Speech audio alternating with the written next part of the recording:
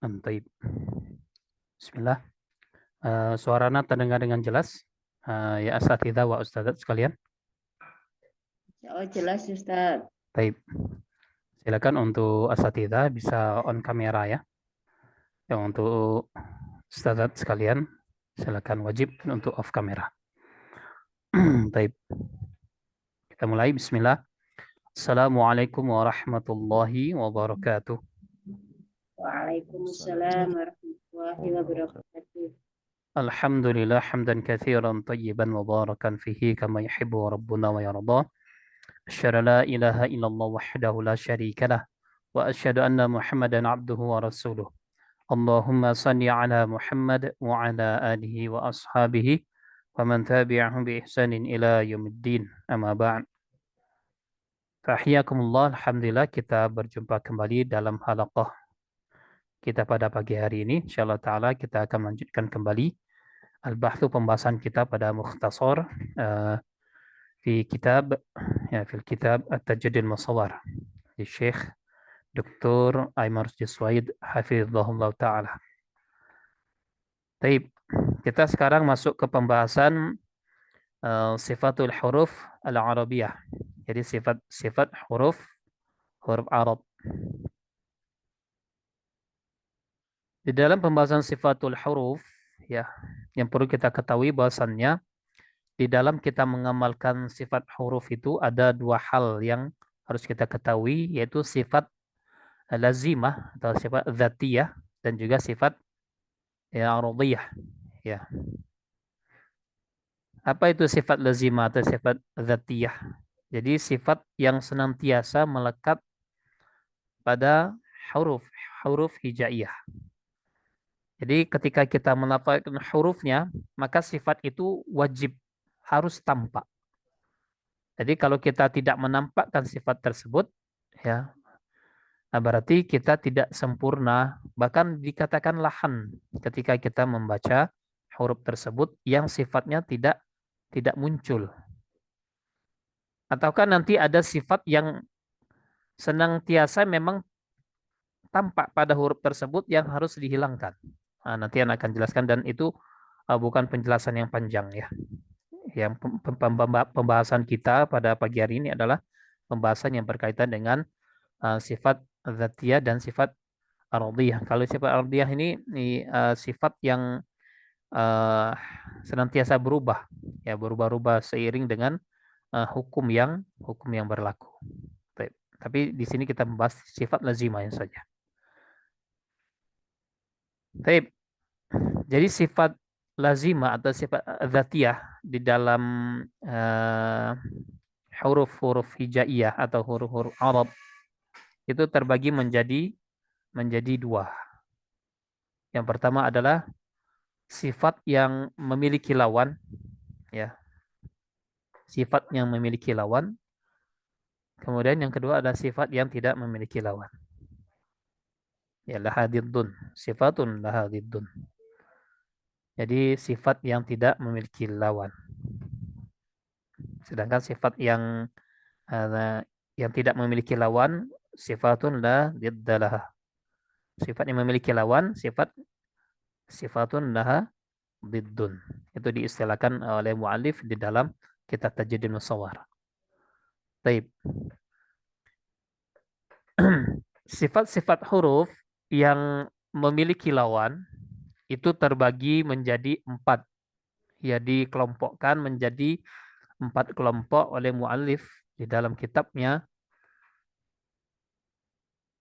Yang pertama yaitu sifat jahar dan hamas. Sifat jahar dan hamas. Kemudian yang kedua yakni sifat syiddah rakhawah.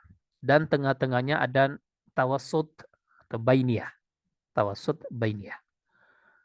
Kemudian yang ketiga adalah sifat isti'ala dan istifal.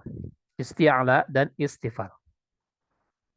Kemudian yang keempat adalah sifat alidbaq dan alinfitah. Alidbaq dan alinfitah atau idbaq dan infitah. Dan empat itu saja pembahasan daripada sifat lazimah atau sifat dzatiyah ya, yang dikemukakan atau disampaikan oleh muallif di dalam kitabnya ini. Ya, sedangkan untuk sifat idlaq dan ismat beliau tidak memasukkannya ke dalam pembahasan dalam kitab beliau ini. Karena berbagai alasan ya, dan alasan yang sangat jelas dari beliau bahwasannya sifat idlaq dan sifat ismat itu tidak masuk ke dalam pembahasan sifatul huruf. Maksudnya adalah tidak ada hubungannya dengan pengucapan. Ya, dengan pengucapan tidak ada hubungannya. Dia cuma mudah dan sulit. Mudah dan sulit. Ya, kalau untuk idlaq, ya dia dikatakan mudah karena ia berasal dari ujung lidah, ya ujung lisan kita, dan dari kedua bibir. Ya, dan itu pun tidak mutlak. Nah, contohnya misalnya huruf-huruf idlaq, apa saja huruf-huruf idlaq? Huruf-huruf idlaq apa saja huruf-huruf idlaq itu? Min lebin. Nah, huruf huruf fa, huruf ra, huruf mim, huruf nun, ya, huruf lam dan huruf ba. Coba kita perhatikan huruf-huruf tersebut yang terkumpul di dalam sifat idlaq, ya, huruf yang berasal dari ujung lidah. Huruf fa dari kedua bibir, ya. Afa. Ra dari ujung lidah. Ar-ra. Mim dari kedua bibir. Amma. Nun anna dari ujung lidah. Anna. Kemudian huruf lam alla dari ujung lidah lagi. Mudah kan? Ba abba dari kedua bibir. Berarti dari kedua bibir dan ujung lidah itu huruf yang mudah untuk diucapkan. Betul atau tidak? Betul, mudah? Betul. Nah, mudah. Baik. Nah, sekarang Anda tanya, berarti kan itu huruf-huruf idlaq. Kenapa huruf misalnya seperti huruf waw, huruf waw saja, huruf waw itu kenapa tidak masuk ke dalam huruf idlaq? Kenapa? Huruf waw kan dari kedua bibir juga. Karena masuk huruf ilat. Nah, berarti kalau masuk huruf ilat pembahasannya pembahasan tajwid bukan? Bukan. Bukan. Jadi pembahasan sorfiah sebenarnya, pembahasan ilmu sorf, ilmu nahwu sorf, ya seperti itu. Nah, sehingga kenapa beliau mengatakan ini tidak termasuk ke dalam pembahasan ilmu tajwid. Ya tidak ada hubungannya dengan pengucapan. Kalau jahra hamas ada hubungannya dengan udara yang mengalir, atau tertahannya aliran udara atau nafas. Begitu juga syiddah rukhwah dengan hubungannya dengan tertahan mengalirnya aliran suaranya. Tapi untuk idlaq ismat tidak ada. Ya, seperti itu. Dan seluruh huruf-huruf ilat itu masuk ke dalam sifat ismat semua. Coba perhatikan, huruf-huruf ilat itu masuk ke dalam sifat ismat semua. Baik, kita lanjutkan saja. Pembahasan yang pertama dari sifatul lazim atau sifat dzatiyah yang memiliki lawan, yaitu sifat jahar dan hamas. Jahar dan hamas. Sifat jahar hamas ini adalah sifat yang berhubungan dengan tertahan dan mengalirnya aliran udara atau nafas. Maksudnya adalah ketika kita melafadzkan hurufnya, maka tidak ada udara atau nafas yang mengalir secara deras ya keluar ya ketika kita melafadzkan huruf tersebut. Contoh misalnya pada huruf fa, huruf ha. Nah, ketika kita sukunkan ah, kan keluar udara. Udara itu keluar dengan deras, ya. Kemudian huruf sin. As, kalau kita dekatkan tangan kita, akan terasa udara itu apa? Menekan keluar. As, mengalir keluar. Asa. As, silakan. Asa. Asa. Kemudian didekatkan tangan kita ke mulut kita. Asa. Asa. Itu mengalir berarti. Berarti dia termasuk huruf yang memiliki sifat lawannya. Kalau jahar itu tertahan aliran udara atau nafas, sedangkan untuk hamas itu mengalir aliran udara atau nafasnya. Ya, walaupun sebenarnya secara hakiki ketika kita melafadzkan huruf hijaiyah, pasti kita bernafas lah ya. Tidak bernapas bagaimana kita bisa mengeluarkan hurufnya gitu, seperti itu. Tapi yang dimaksud di sini adalah aliran yang deras yang keluar dari huruf tersebut ketika kita melafadzkannya. Ya. Seperti halnya huruf hamas, sebagaimana mu'alif menyebutkannya terkumpul dalam lafadz fahathahu syakhsun sakata. Jadi huruf fa, huruf ha, huruf sa, kemudian huruf ha, kemudian huruf shin, kha, sod, sin, kaf, dan huruf ta. Nah, huruf-huruf tersebut ketika kita lafadzkan wajib mengeluarkan udara atau nafas. Ya. Ha, aha, ihi, uhu, aha. Coba. Aha. Aha. Nah, ya, mungkin kalau di awal kita baik-baik saja melafadzkan huruf H ini. Hamasnya baik-baik, tapi tidak baik-baik saja apabila seandainya sudah terkumpul dalam rangkaian kalimat yang panjang. Untuk membuktikan atau menguji daripada tingkat ya kekuatan hamas ya ketika kita melafadzkan huruf H ya, maka kita coba rumus yang sudah pernah Anda ajarkan.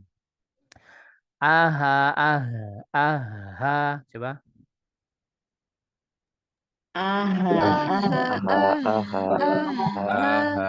Masih ingat ya rumusnya ya?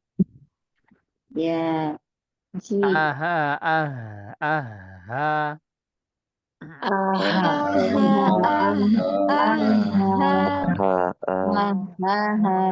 Aha, ihiha, uhiha.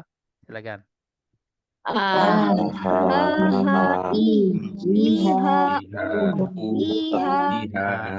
Ingat ya, hamasnya harus tampak. Nah, sekarang untuk mengetahui jangan sampai huruf tersebut ketika di akhir ihiha, uhiha, ya hilang sudah hamasnya. Uhiha, tinggal uhiha saja gitu ya. Baik. Nah, untuk mengujinya apakah benar hamas kita itu kuat ya. Nah, coba sekarang digabungkan dari mulai awal tadi sampai dengan akhir. Aha, kemudian gabung dengan ihiha, uhiha. Silakan. 1, 2, 3.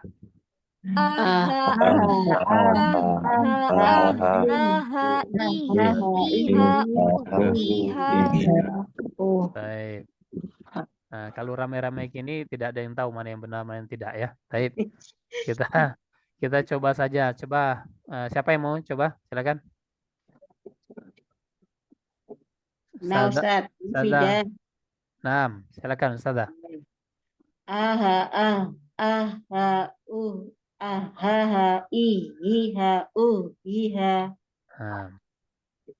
Lebih ditingkatkan lagi Ustazah, tampakkan hamasnya. Mengalir huruf H.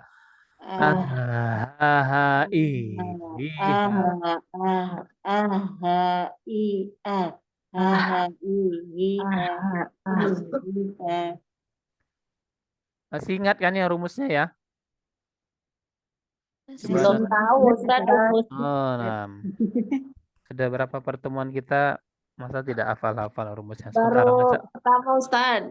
Baik, sebentar. Ana tuliskan lagi rumusnya. Tolong jangan dicoret-coret ya, biar Ana sendiri yang coret. Sebentar. Kelihatan semua whiteboard Ana? Kelihatan Ustaz. Ya, Ustaz. Kelihatan ya? Baik. Sekarang Ana tulis rumusnya.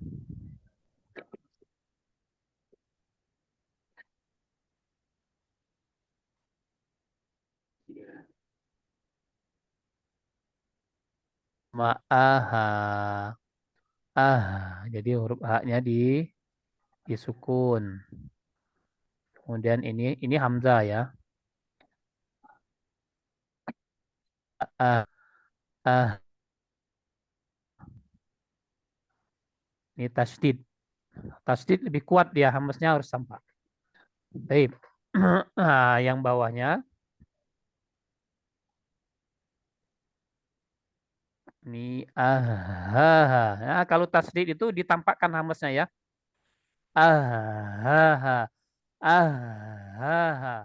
Jadi ditampakkan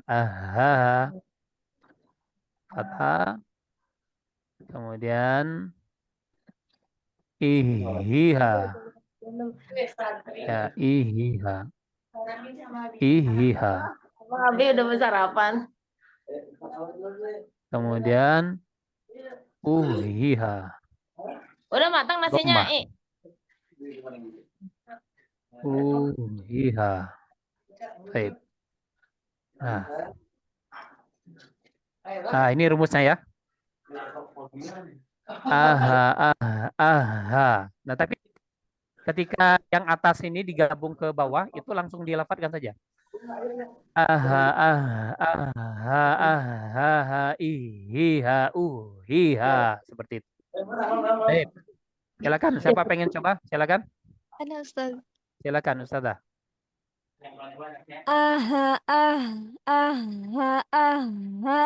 Ihiha, uhiha.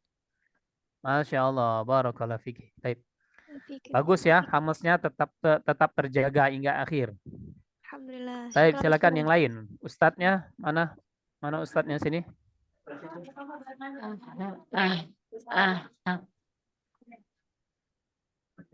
Silakan, siapa mau coba lagi? Silakan, Ustadz.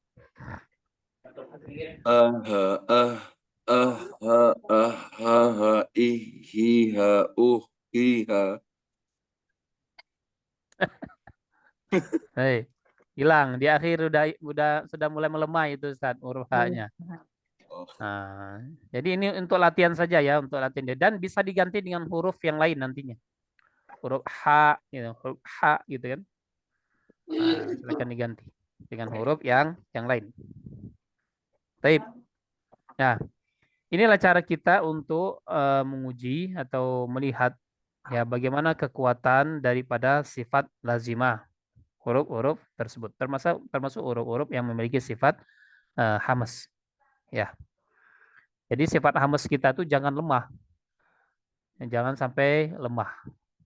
Karena huruf H itu tidak ada sifat kuatnya sama sekali, ya maka kita harus sedikit lebih kuat ya mengeluarkan daripada makhraj atau mengeluarkan daripada suara dari huruf tersebut. Ya. Jadi jangan kita lemah. Kalau kita lemah, sudahlah hurufnya lemah, kita lemah pula dalam pengucapan. Walhasil apa? Sifat lazimanya tidak akan tampak. Ya. Jadi kita harus tampakkan, ya namanya juga sifat lazimah, sifat dzatiyah. Kita harus tampakkan sifat yang senantiasa melekat pada huruf tersebut. Tidak mungkin kita melafadzkan hurufnya tapi sifatnya hilang. Pertilahan. Ya maka Allah Subhanahu wa taala ya mengatakan alladzina atainahumul kitab yatlunahu haqqa tilawatih. Orang-orang yang datang kepada mereka Al-Qur'an, Alkitab, ya mereka membacanya dengan sebenar-benar bacaan. Ya seperti itu bacaannya. Ya kalau kita tidak menunaikan dengan baik, ya berarti bacaan kita ini bukan bacaan sebenar-benar bacaan. Karena orang yang membaca dengan sebenar-benar bacaan itu dikatakan oleh Allah Subhanahu wa taala, ulaika yu'minuna bi, mereka itulah yang beriman dengan Al-Qur'an. Baik. Nah, sedangkan sifat jahar, kalau sifat jahar ya ketika kita sukunkan itu tidak mengalir ya. Dan huruf-huruf yang masuk ke dalam sifat jahar ini maka tidak mengalir aliran udara atau nafas ketika kita sukunkan misalnya. Atau ketika diharokati juga demikian juga sama. Contoh apa? Misalnya huruf zai. Huruf zai. Zai itu tidak memiliki sifat hamas. Maka kalau kita lafalkan huruf zai itu hati-hati jangan sampai keluar udaranya. Azza. Silakan lafalkan huruf za. Zazizu. Silakan. Zazizu. Zazizu. Nah, coba kita dekatkan tangan dan jujur saja, mengalir atau tidak udaranya. Kalau mengalir berarti masih keliru. Masih keliru sempurna. Jadi usahakan sisanya itu ada di dalam sini, bukan keluar.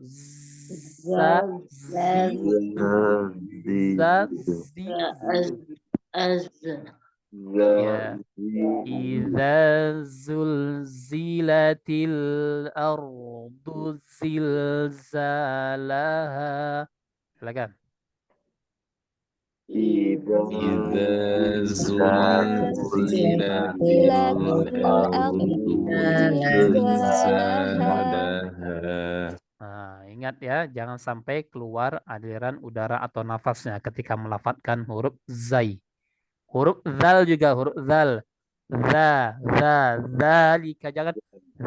Jangan biarkan udara itu mengalir dengan deras ketika melafadzkan huruf tersebut. Apalagi ketika dia berharokat. Dikeluarkan udaranya. Ya, jadi huruf tersebut tidak mengalir deras daripada udara atau nafasnya. Seperti itu.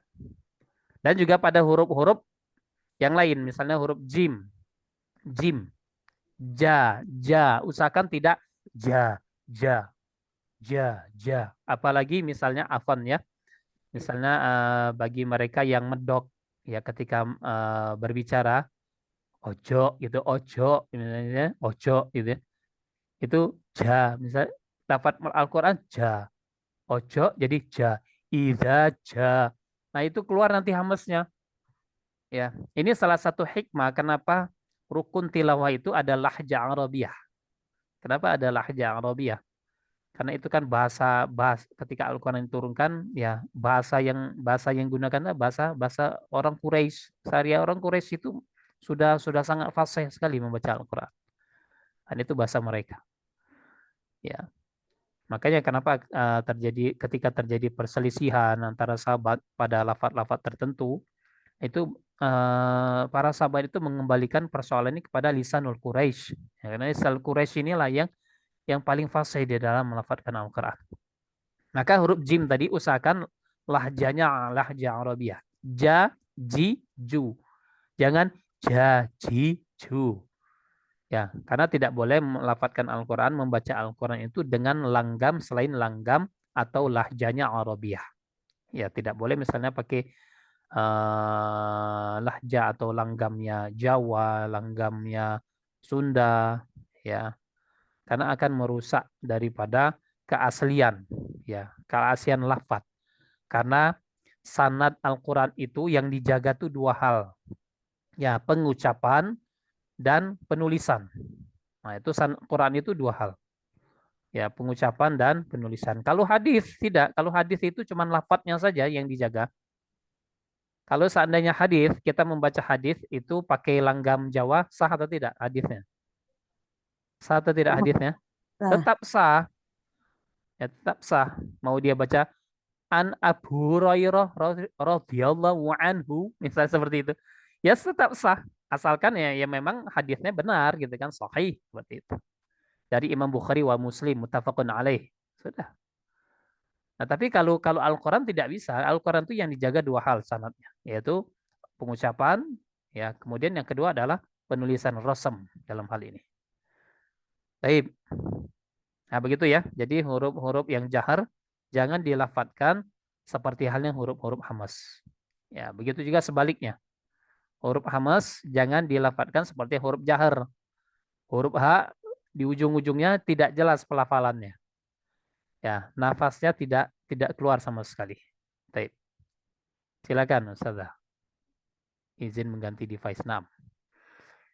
Baik. Kemudian yang selanjutnya, dan perlu diperhatikan bahwasannya sifat jahar hamas itu, ini anak urutkan ya. Kalau yang anak sebutkan pertama kali jahar, hamas berarti jahar itu sifat kuatnya. Sifat kuatnya. Hamas sifat lemah.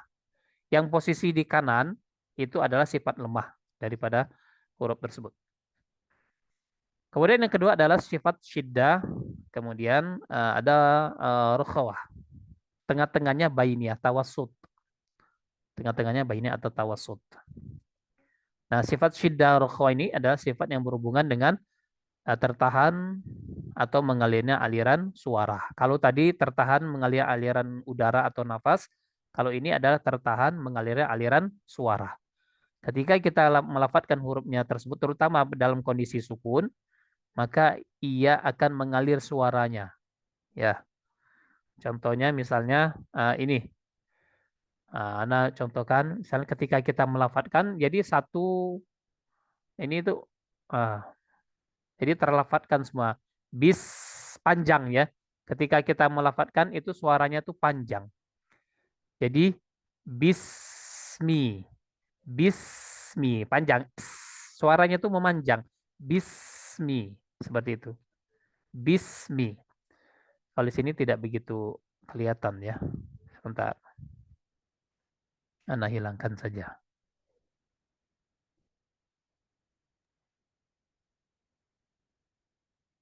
Bentar.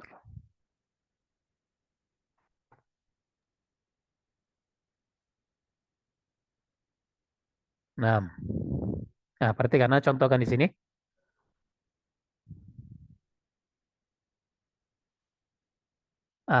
Ini anggap ini ya, ini kan anak jeda dengan tengah ini. Jadi huruf khawa itu ketika dilafadzkan, anak tekan di sini. Bismillahi, bismillahi, memanjang. Ya, huruf khawa itu memanjang, aliran suaranya memanjang. Bismillahi, silakan. Bismillahi. Jadi perhatikan pada saat jadi suaranya tuh masih memanjang. Bismi. Jadi itu dibiarkan saja biar memanjang. Memang harus seperti itu. Jadi jangan buru-buru, jangan Bismillahirrahmanirrahim. Bismillah, jadi bismi. Nah, karena dia memanjang. Beda nanti dengan sifat tawasud. Kalau tawasud bainiyah itu hanya separuh ini. Kalau tadi kan huruf sin itu terlafadzkan ini ya, terlafadzkan memanjang sampai di sini. Katakanlah ini, anak contohkan ini, memanjang sampai sini. Tapi kalau tawasud sampai dengan telunjuk anak ini aja. Contohnya apa? Misalnya alhamdu. Ya, berarti di sini ya, katakan alhamdu, silakan. Coba konsentrasi di huruf lamnya, karena dia punya sifat tawasud. Silakan. Nah, berhenti di sini.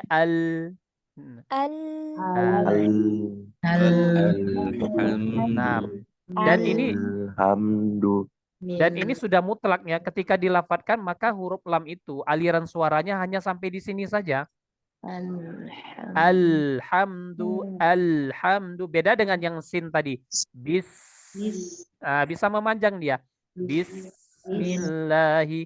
Kalau kita melafadzkan cuma sini itu berarti orkhwanya tidak sempurna. Sampai di sini ya.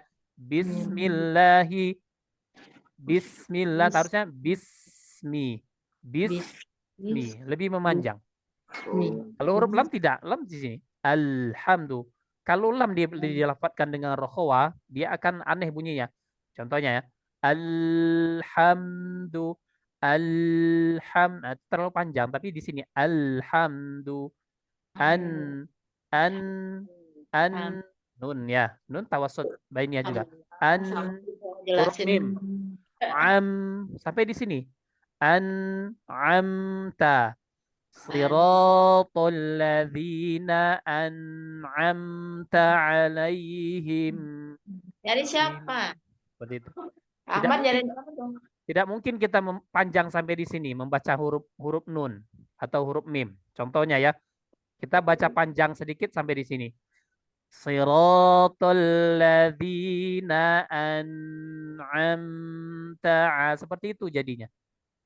Kalau kita membaca huruf-huruf yang memiliki sifat tawasud bainiyah, kita baca seperti halnya huruf-huruf yang memiliki sifat rokhawah, seperti itu. Ya.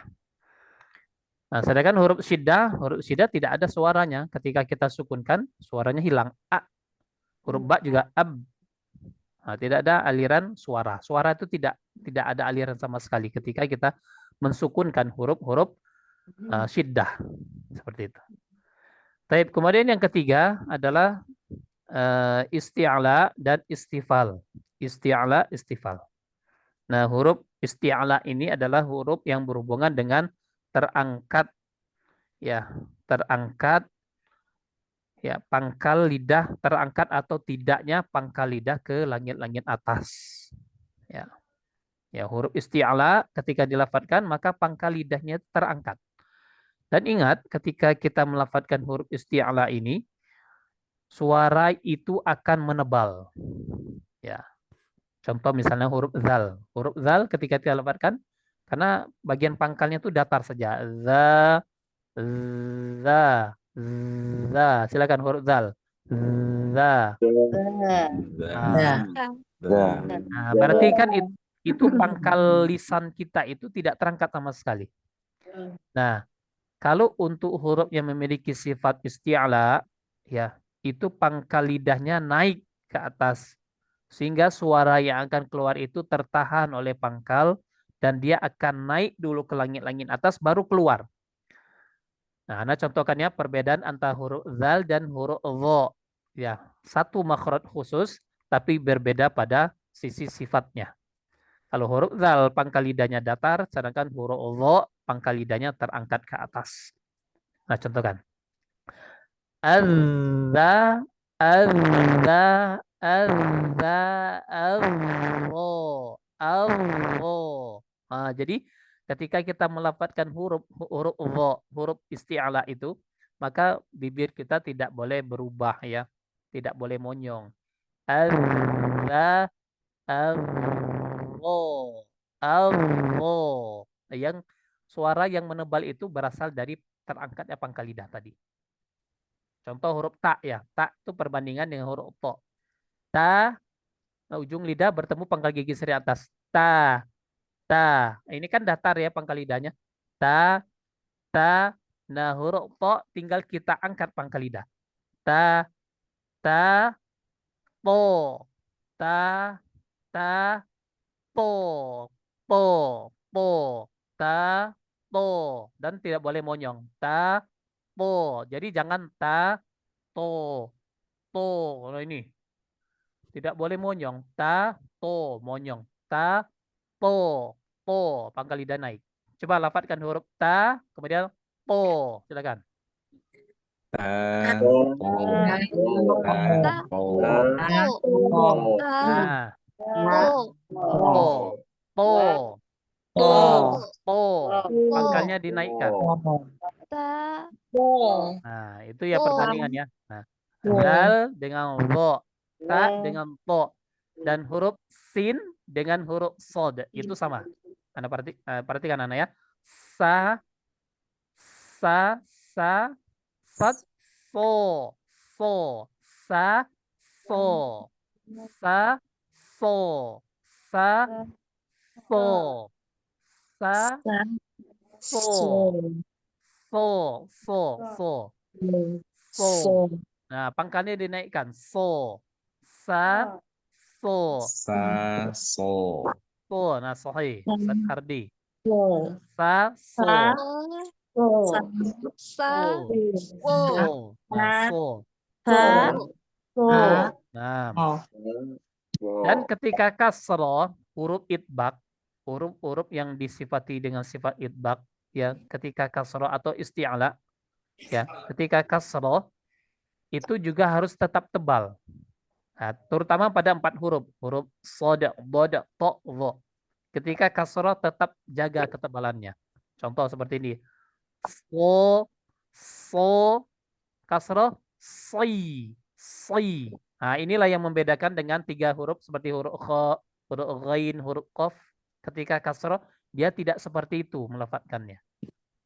Ya, tapi kalau 4 huruf ini ketika kasroh maka jaga ketebalannya. So, soi, so, soi. Ihdinas siratal mustaqim. Silakan.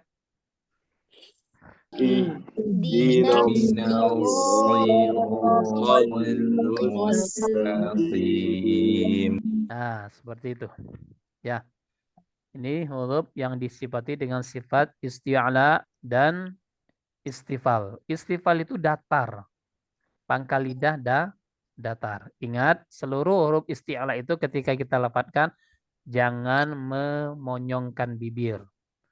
So, do, to, ya, ghairil, jangan monyong nggak. Ghairil. Kho juga bukan kho tapi kho. Khalidina, khalidina, khalidina. Jadi tidak monyong. Tidak monyong sama sekali. Bod juga bukan bo. Ghairil maghdubi alaihim walad tapi bo. Walad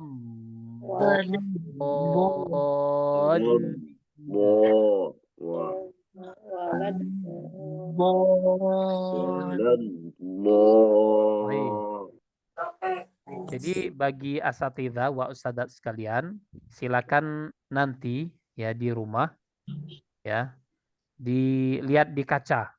Ini cara untuk melatih huruf isti'la ya. Lihat di kaca, lafadzkan huruf yang harokatnya fathah dan kasroh. Huruf isti'la yang fathah dan kasroh. Ya. Nah, nanti dilihat monyong atau tidak bentuk bibir kita. Atau kalau tidak, deteksi saja dengan meletakkan telunjuk kita di bibir. Silakan coba ditaruh. Nah, sekarang lafadzkan seluruh huruf isti'la ya, difathahkan dulu, fathahkan. Nanti kalau seandainya jari telunjuk kita ini maju, bergerak, berarti huruf isti'lanya masih belum sempurna. Baik ya. Coba kita lafadzkan huruf sod, coba. So.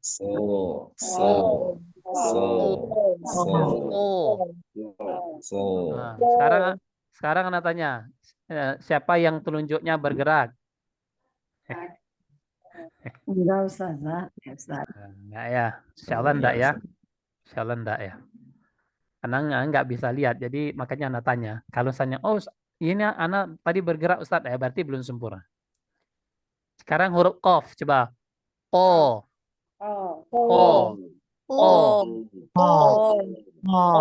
Baik.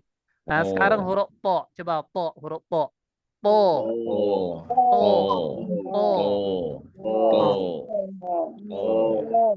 Siapa yang bergerak telunjuknya? Tidak ada? Ya, Masya Allah ya. Berarti sudah bagus semua ya. Baik. Alhamdulillah. Jadi vokal O yang sendiri bagus Ustaz, tapi kalau gabung sama ayat nanti jadi beda lah. Nah, itu dia ya. Kalau sudah terkumpul dalam kata atau kalimat yang panjang, nah di situ akan ketahuannya. Iya. Nah, gitu ya. Sama dengan kalau di kasra gimana Ustaz? Kalau huruf di kasroh, kalau untuk huruf sod, bod, to, dan vo, itu juga sama Ustaz. Itu tidak boleh dimonyongkan.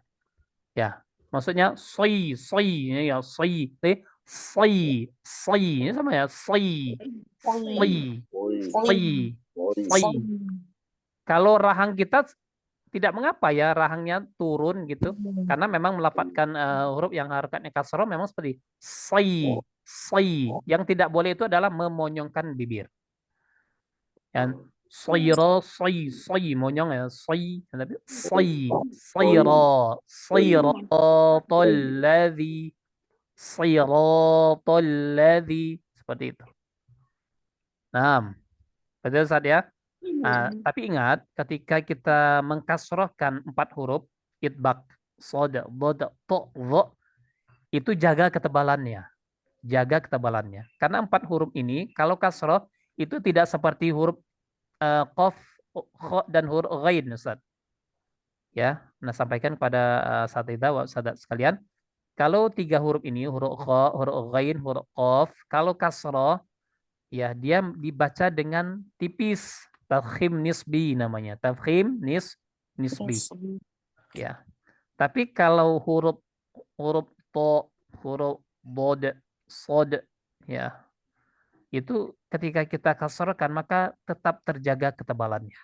Dijaga ketebalannya. Makanya kenapa dia ada sifat idbak itu, untuk membedakan dengan sifat yang memiliki sifat isti'ala yang infitah.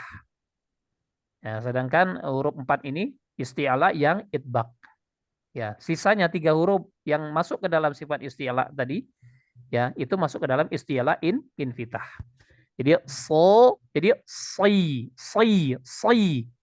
to, pi. Nah, itu dia. Jadi bukan to, pi, tapi pi. To, pi. Bo, bi. Bo, bi. Kemudian huruf vo, vi. Vo, vi. Vi. Al-azim. Zim. Nah, sahih. Tapi kalau huruf yang isti'la infitah itu tidak boleh membacanya demikian. Seperti halnya huruf-huruf idbak itu. Misalnya contoh. Anda contohkan ya. Ini yang keliru. O, pi. O, pi. O, pi. Pi. Nah itu. Mustaqim. Akhirnya seperti itu dia. Mustaqim. Nah, tidak boleh. Kan tidak punya sifat idbak huruf qaf. Ghain juga. Ghilin, tidak tapi ghi biasa saja, ghilin, min ghil, bukan min ghilin, ghi. Nah, dia tidak punya sifat idbak, dia infitah saja, ghilin, min ghilin. Silakan. Min Min ghillin. Begitu kan huruf kha, khi. Jadi bukan khi, tapi khi, biasa saja khi. Baik. Nah, bisa dipahami sampai di sini asatidza wa ustadzat sekalian? Insyaallah, Ustaz. Baik. Nah, itu ya. Nah, kemudian sebentar Ustaz, nanti ada sesinya nanti sebentar ya. Nah, itu untuk huruf yang isti'ala, istifal, kemudian idbak, infitah. Idbak ini turunan dari sifat isti'ala ya. Jadi isti'ala itu kan khussa, dhautin, qidh. Nah, huruf kha-nya, kemudian huruf ghain dan huruf qaf, nah itu tidak masuk ke dalam sifat idbak. Sifat idbak itu hanya 4 huruf saja. Lalu sifat idbak ini apa sih sebenarnya ini? Sebenarnya apa sih sifat idbak? Sifat idbak itu adalah sifat yang merekat ya. Jadi ketika kita melafadzkan huruf, terutama kasroh, itu dia merekat sekali ke langit-langit atas. Seolah-olah dia merekat. Sai, seolah-olah merekat. Sai, wi, pi. Ya, seperti itu. Wi, seperti itu. Ya. Cuman 4 huruf ini saja. Dan kalau kita masukkan jari kita, maka tidak akan bisa ketika kita melafadzkan huruf idbak tadi. Contoh, huruf sod, si, atau so. Lafadzkan coba. So. Sekarang masukkan jari. So. Gimana cara? Coba. Masukkan jari. Lafadzkan huruf sod. So. Harokat fathah. So. Coba. So. Masukkan jari.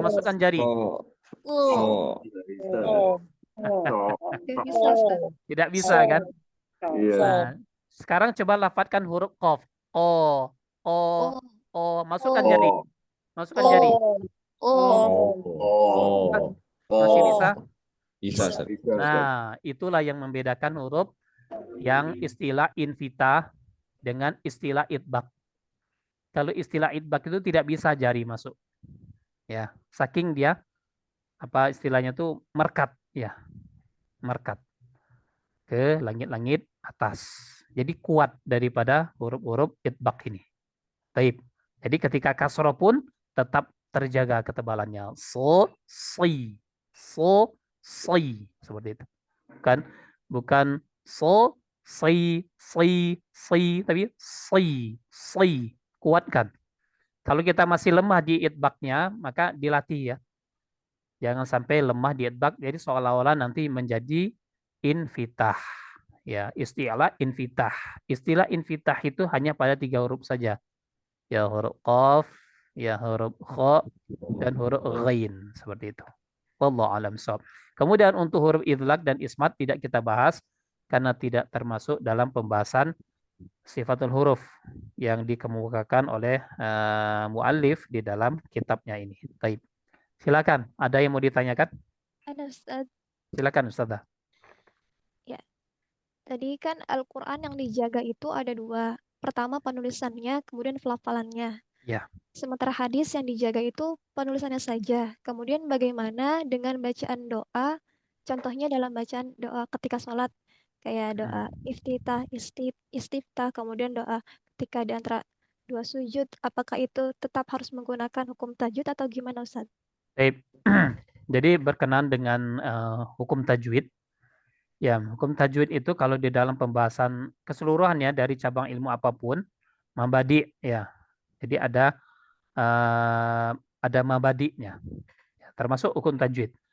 Jadi tajwid itu untuk apa kegunaannya? Jadi kegunaannya untuk ketika kita membaca Al-Qur'an saja, ilmu tajwid itu.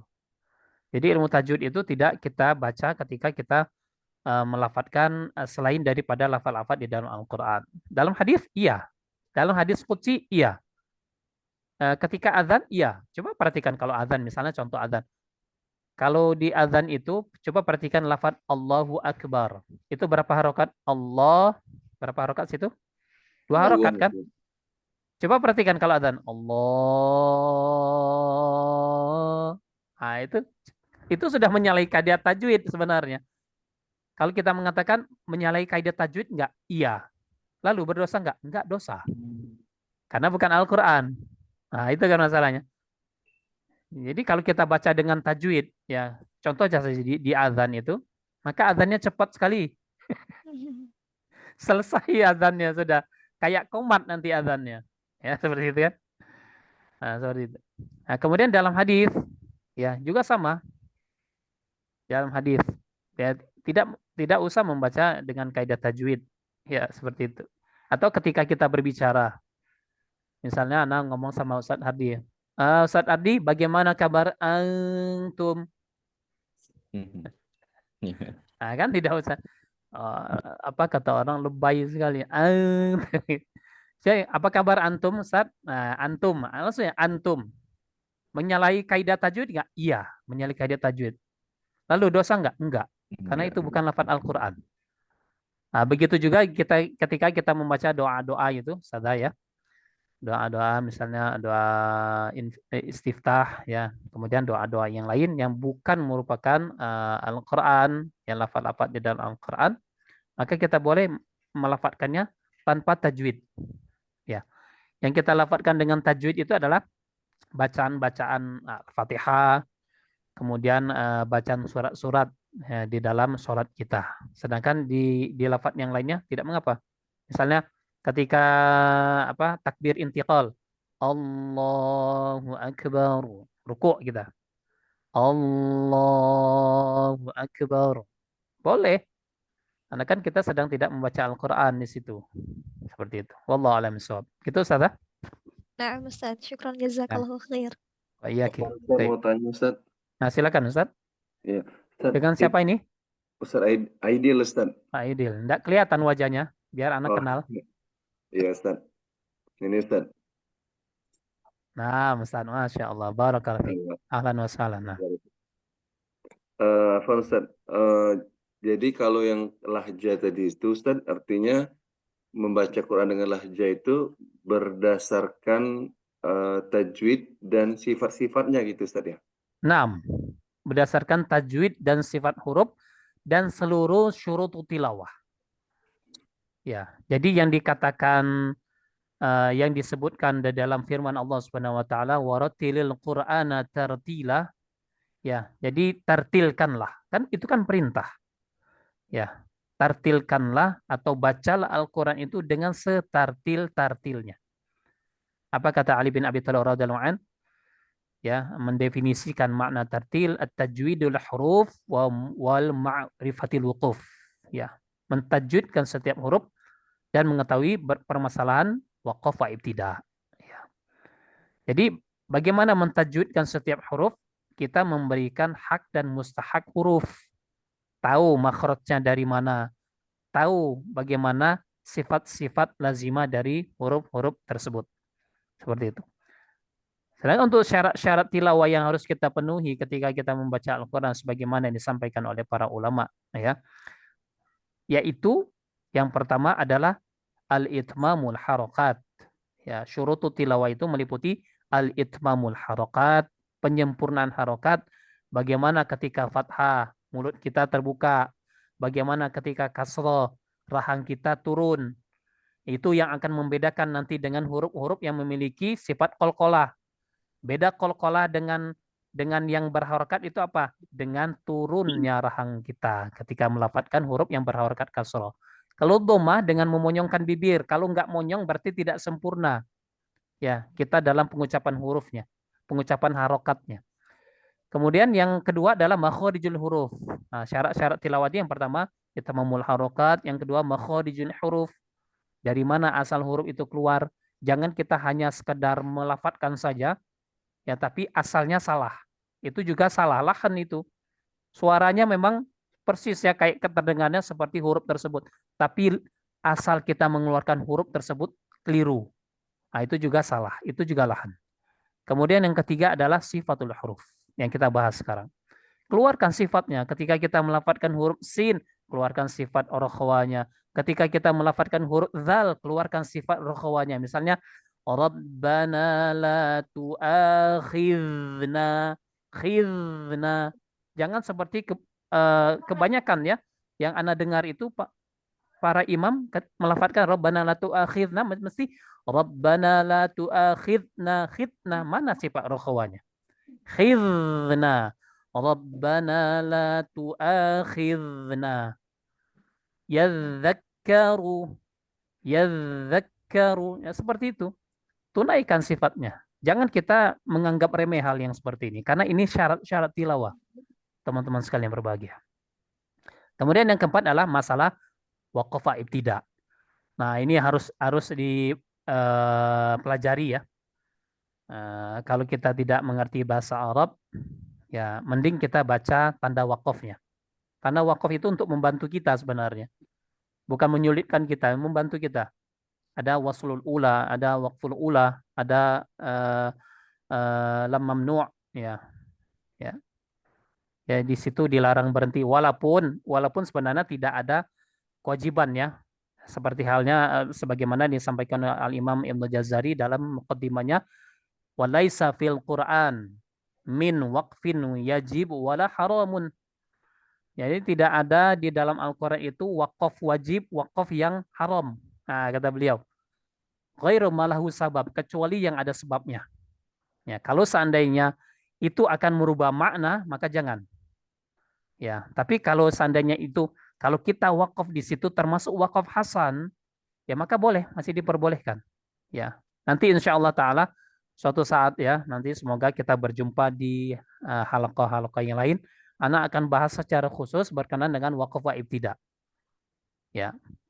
Coba kalau kita perhatikan misalnya di ayat 219 surat Al-Baqarah. Itu ada lafaz kadzalika yubayyinullahu lakumul ayati la'allakum tatafakkarun. Di situ rasul ayat, di akhir ayat, tapi di situ ada tanda lam mamnu'. Ya. Ada lam mamnu', itu larangan berhenti. Loh kok bisa larangan berhenti? Kan di akhir ayat. Ya, ini berhubungan dengan apa? Berhubungan dengan kesempurnaan makna. Ternyata kesempurnaan maknanya itu ada pada ayat 220. Fid dunya wal akhirah. Jadi ketika kita melafadzkan itu, usahakan untuk mewasolkan, atau ketika kita sudah berhenti pada lafadz itu, kita tidak di lafadz awal ayat 220, fid dunya wal akhirah, tidak.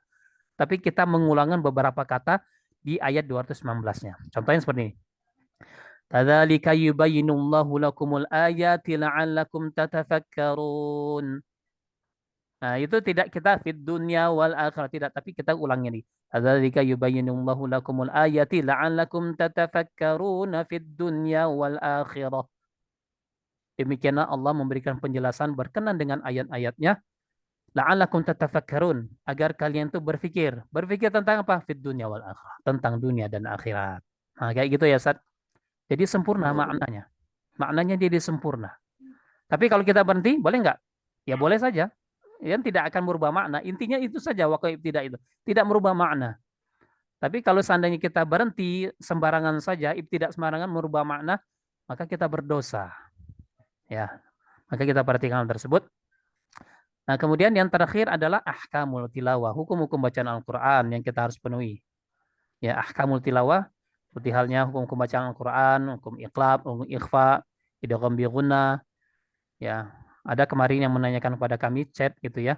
Saat di dalam pembahasannya kita tajwidul musawwar itu ada maratibul gunnah.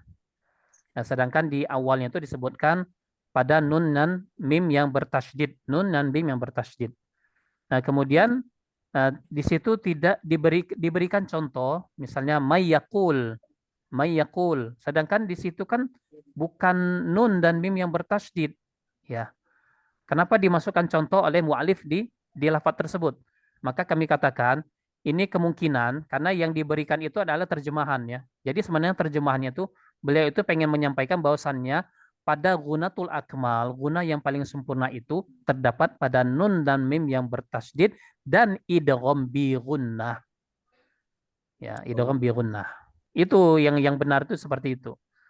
Makanya beliau memberikan contoh apa? Pertemuan nun sukun dengan huruf ya. Walaupun yang seperti yang kita ketahui bahwasanya pertemuan nun sukun dan huruf ya atau dan juga huruf waw itu idghamnya idgham naqis, bukan idgham kamil. Karena apa? Perhatikan ya. Nun sukun kalau bertemu huruf ya, ya-nya tidak ditasydid, betul tidak? Iya, Ya. tapi kalau kita melafadzkan, kita harus masuk sempurna kepada huruf ya. Tapi ada tapinya. Kenapa dia diberikan nama naqis? Karena masih tersisa sifat daripada huruf nunnya. Makanya dikatakan harus digunakan idgham bi gunnah. Itu maksudnya. Bukan huruf ya dan huruf wawnya itu huruf gunnah, tapi dia ketika masuk kepada huruf kedua itu maka harus diberikan sifat gunnah. Kalau bertemu dengan huruf nun dan huruf mim wajar saja karena kedua huruf itu adalah huruf gunnah. Makanya ketika huruf nun sukun atau tanwin bertemu dengan huruf nun dan mim, pasti huruf nun dan mimnya bertasydid. Coba perhatikan. Betul? Iya, seperti itu. Ya. Nah, wallahu a'lam bishawab. Tapi begitu, Ustaz? Iya, Ustaz. Jazakumullah khair, Ustaz. Wa'iyyakum. Ya. Silakan, Ustaz. Untuk durasi huruf-huruf rokhawah ketika waqaf gitu Ustaz, seperti wal asr. Nah, itu sebenarnya full seperti itu atau kadang kan ada yang baca cuma wal asr. Itu aja udah dibenarkan atau memang harus wal asr gitu Ustaz. Untuk durasinya. Nah, baik. Huruf ra itu bukan huruf khawa ya, tapi huruf tawassut bainiyah ya. Jadi Yang seperti sodnya, Ustaz. Yang sodnya. fathu saja fath. Nah, wal fath gitu ya. Pakai huruf khawa. Baik, perhatikan. Iya, Jadi, ya. Jadi sodnya wal asr. Sodnya maksudnya. Baik. Ya, Ustaz. Jadi perhatikan kondisi seperti ini ya. Kita kembalikan kepada kesempurnaan sifatnya. Jadi sifat lazimah itu harus sempurna. Baik terjadinya pertemuan dua sukun ketika kita waqaf padanya. Jadi ini kan pertemuan dua sukun ya, sukun asliyah dengan sukun arid ya. Pada lafaz wal asri. Ra-nya kan sukun arid itu. Kita sukun karena waqaf. bertemu sebelumnya huruf sukun pula. Bagaimana caranya? Nah, ini pernah disampaikan oleh seorang ulama ya di Indonesia di dalam kitabnya beliau. Ya, ada istilahnya al-ikhfa bil ma'na jadid ya. Al-ikhfa bil ma'na jadid. Ya. Maksudnya apa? Jadi huruf-huruf seperti lam, huruf mim, huruf oro, huruf bod, ya, huruf waw, huruf ya, huruf ha, huruf nun. Nah, itu ketika dia berada di akhir sebelumnya sukun, maka dia dilirihkan. Tapi ini tidak tepat. Ya, yang tepat adalah memberikan sifat yang sempurna pada huruf tersebut, baik itu pada sukun sebelumnya maupun sukun setelahnya. Jadi bagaimana misalnya pada wal asri, ya seperti halnya ketika kita melafalkan sempurna. Perhatikan anak ya, wal asri, wal asri. Coba Ustazah perhatikan lafaz daripada huruf shad anak ketika anak lafalkan sempurna. Wal asri. Nah, nanti ketika Ustazah sukunkan roknya, kan otomatis kan di situ roknya tebal ya. Karena sebelumnya kasroh, sebelumnya sukun, sebelumnya fathah. Pada huruf ainnya kan fathah, maka dia roknya dia tebal. Nah, perhatikan wal asri. Nah, di situ kan bagaimana kondisi sifat daripada huruf shad anak ketika sempurna. Nah, nanti kalau Ustazah sukunkan huruf roknya, seperti itu pula huruf shadnya ketika tadi. Nah, lafadzkan. Wal asri. Wal asri. Menjadi wal asr. Wal asr. Nah, seperti itu. Wal asr. Yasri. Yasri. Ingat, ini huruf sin ya. Yasri. Yasri. Perhatikan huruf sinnya ketika sempurna. Yasri. Yasri. Rok sukun yasr. Yasr. Jadi jangan yasri. Yasri. Ketika sukun yasr. Itu salah demikian. Karena apa? Kita sudah menghilangkan kadarnya yang sesungguhnya. Kenapa itu harus dikurangi kadarnya? Ada ibarat siapa kalau kita mengurangi kadarnya? Ketika kita melakukan ini harus dikurangi. Kenapa harus dikurangi? Ya. Dan tetap kita mengembalikan kepada apa? Kepada kaidah di mana kita bertalaki. Ya. Kalau misalnya kita bertalaki kepada beberapa orang masyayikh, seluruhnya melafadzkan mesti pertemuan dua sukun. Sukun pertama kadar sifatnya berkurang. Ya sudah kita ikuti.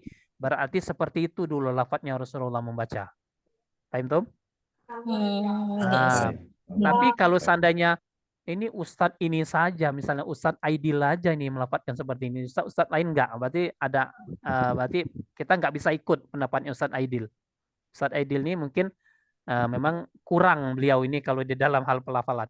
Dan Ana sampaikan ya bahwasannya seseorang itu guru, katakan guru Al-Quran, itu memiliki kemampuan ya pelafalan yang baik, ada juga yang memiliki kemampuan diroyah yang baik, pemahaman yang baik.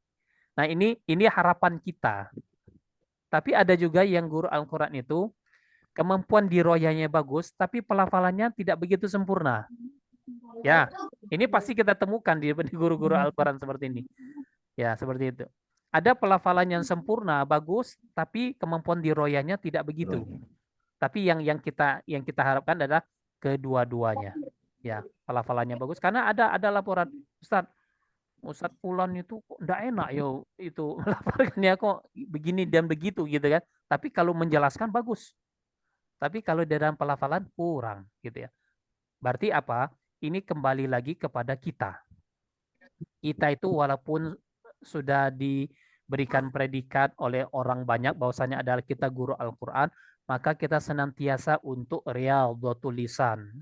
Dilatih terus. Ya, dilatih.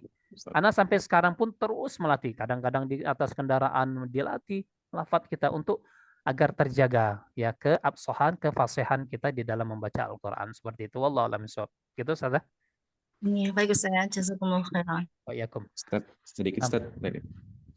Tadi kan kalau di kata kitol itu kan berhenti 2 sukun sebelumnya huruf to ya. Tapi Ya. sebelum huruf to itu berharokat kasroh itu.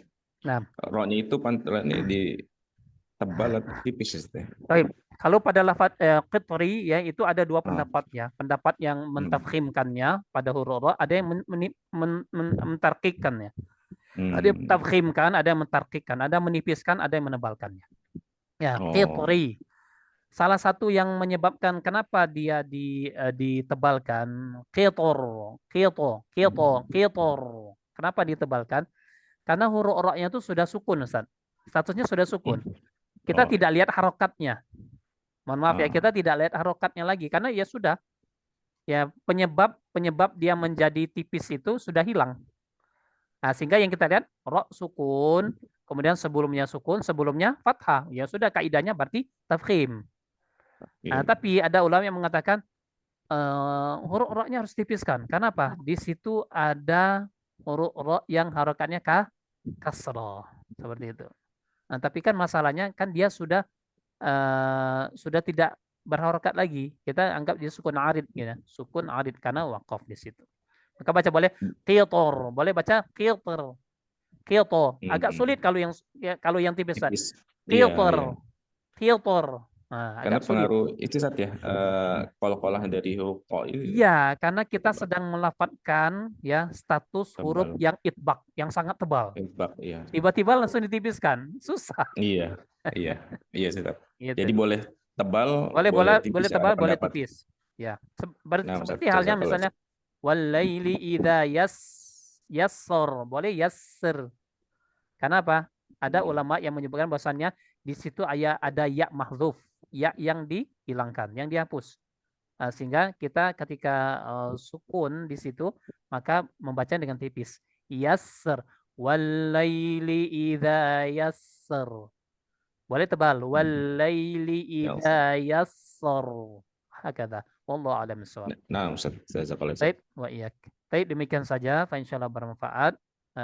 Kalau seandainya ada pertanyaan silakan dilayangkan ke admin ya, admin biar nanti chat, nanti Ana kirim jawaban Ana mungkin dalam bentuk tulisan maupun dalam bentuk voice note. Baik, demikian saja. Fa insyaallah bermanfaat. Lebih kurang Ana mohon maaf. Segala kebenaran mutlaknya Allah Subhanahu wa taala, segala kekurangan kekhilafan dari Ana pribadi dan dari syaitan. Allahumma inna nas'aluka 'ilman nafi'an wa na'udzubika min 'ilmin la yanfa'.